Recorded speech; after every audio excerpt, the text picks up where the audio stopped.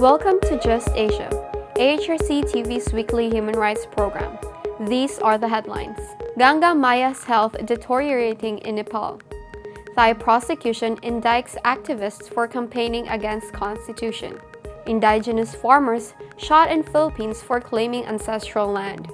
Call for UN inquiry to lawyer killings in Balochistan. Indonesia has no law against torture. Urgent appeals from Thailand and Pakistan.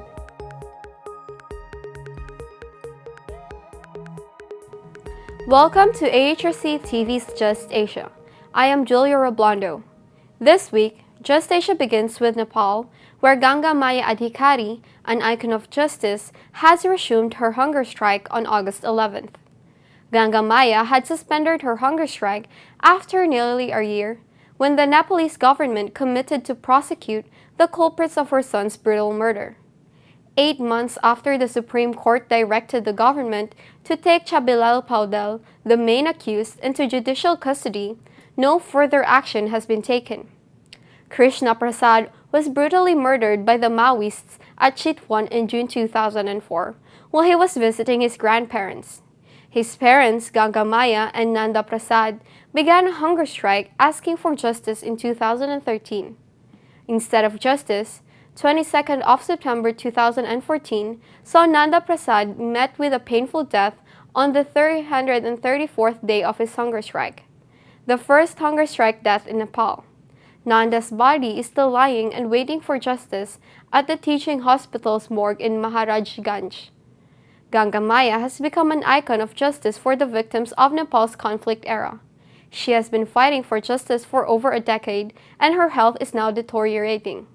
The Asian Human Rights Commission urges the government of Nepal to provide justice to Ganga Maya and prevent yet another senseless death.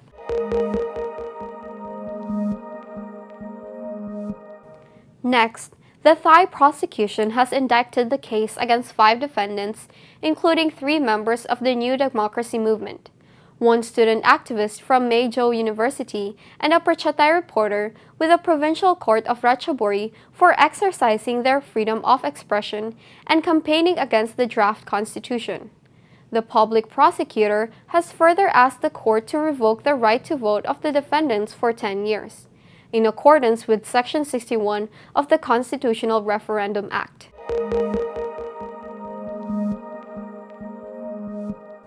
In the Philippines, 3 indigenous farmers were killed by private security guards as they were occupying contested land in village in Bukidnon. Although one of the farmers, Remar Mayantao, raised his hand and surrendered, he was still shot. A security guard then cut his throat with a knife. Farmer Senon Nakaituna attempted to run but slipped and fell. Another security guard turned him over and shot him in the chest.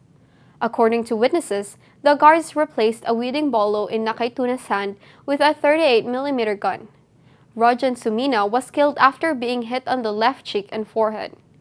3 other Lumad farmers, including a 15-year-old girl, were wounded. The 3 Lumad farmers from the Higanon tribe were having coffee at 6 a.m. on July 12 when 13 security guards surrounded their makeshift tent and opened fire. 3 tents were destroyed. The tents were set up on Lumad ancestral land, which is currently occupied by Ramcar Incorporated. The guards were hired by Ramon and Carmen Augustines, owner of Ramcar Incorporated. In 2011, the Higanon community in Lupiagan village processed an ancestral domain claim over 5,000 hectares of land. Part of the land claimed by the Lumads included land from Ramcar Incorporated, fenced to raise cattle in the area. On 11th June 2014, the Lumads set up tents on the contested land. On the next day, they were forced to go away by the guards and transfer their tents outside the fenced area. The security guards then put up a guardhouse in front of them. Next, the Pakistan government has failed to conduct any impartial probe into the killings of 93 persons, including 73 lawyers, and is instead blaming India or the Taliban. In fact, being a party to human rights violations, the government of Pakistan cannot have an impartial and transparent inquiry into the incident. The AHRC is therefore urging lawyers from around the world to come together in condemning the attack and demand a UN inquiry into the matter. On August 8th, a suicide attack killed an entire generation of lawyers to pave way for the smooth construction of the China-Pakistan economic corridor through Balochistan. The corridor has been strongly resisted by the people of Balochistan as they fear they will lose all the benefits to the government and the military. It has been reported that out of $46 million budget, only $6 million will be invested in Balochistan, with the rest going to Punjab and Islamabad. Refusing to discuss the objections of the people, the military has been using all its might against the Balochi resistance, resulting in continuous enforced disappearances and extrajudicial killings.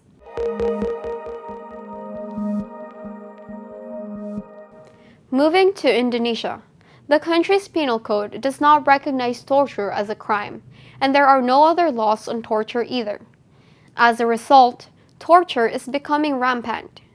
Torture is still used as a method to obtain confession from suspects or other accused persons. Although the police have issued internal regulations on human rights, there is no serious effort to reduce or eradicate torture. Over the last 2 years, the Asian Human Rights Commission has documented and reported 40 cases of torture, most occurring in police custody. On March 30th, for instance, Mr. Jupriento, who allegedly stole a motorcycle, was tortured during the police examination. In the case of Marianus Oki, who was arrested on 3 December 2015, he was tortured to death in the Banatmanas police station, East Nusa Tenggara province. Not only is torture endemic, but it is largely unpunished.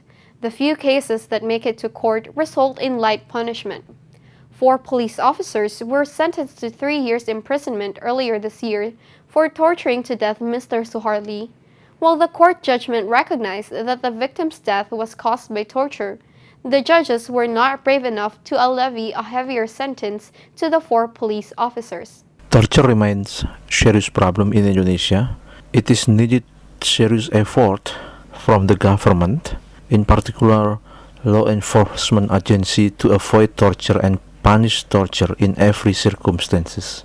For instance, torture in the police custody, the Chief of National Police should ensure that internal police regulation which prohibit torture must be implemented in every level of the police offices. The Chief of National Police, along with National Police Commission, as well as Commission 3 of the House of Representatives, should develop effective monitoring system to ensure prevention of torture and punishment against practice of torture in whatsoever condition. The most important is the judges itself.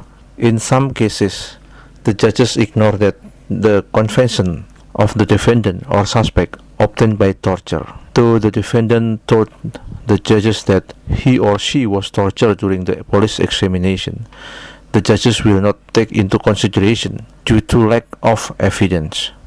Therefore, the role of legal aid or legal aid provider is very important to ensure that the defendant or suspect will not be tortured during examination processes. The government should show its seriousness to eradicate and stop torture. Therefore, enactment of the new bill of penal code and the bill on punishment against torture is a must to eradicate and punish torture in Indonesia.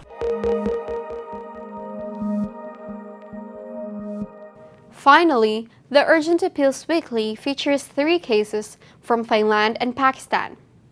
In Thailand, Ms. Mushliha Masay and her husband, Mr. Ibrahim, were arrested and detained under martial law in southern Thailand.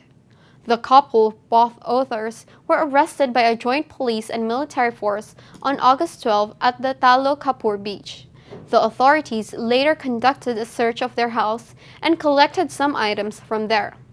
At present, both are in custody at the Inka Youth Baraihan military camp in Patani province. Also in Thailand, 3 young activists, 1 local land rights defender, and 2 human rights documentation officers from Thai Lawyers for Human Rights have been summoned for charges after organizing a constitution-related event in the northeast of Thailand. All 6 of them were accused of violating the head of the NCPO Order No. 3/2015, which bans a political gathering of 5 persons or more. On 31st July 2016, student activists organized a public discussion called Talk for Freedom on the Draft Constitution, prior to the August 7th Constitutional Referendum Day at Khon Kaen University, northeastern Thailand. Despite many attempts to stop the event by authorities, including threats of filing legal actions against the organizers, the activists continued holding the discussion. In Pakistan, Tanveer Ahmed, a Kashmiri freelance journalist and researcher on public policy, is missing since his arbitrary arrest on August 15th. He was last seen in Pakistani Kashmir when persons claiming to be ISI agents picked him up. Ahmed has been critical about the selection process of 8 reserve seats in the Azad Jammu Kashmir Assembly, though he is a friend to the newly elected Prime Minister of AJK. His criticism of the selection process has been resulted in vindictive government action.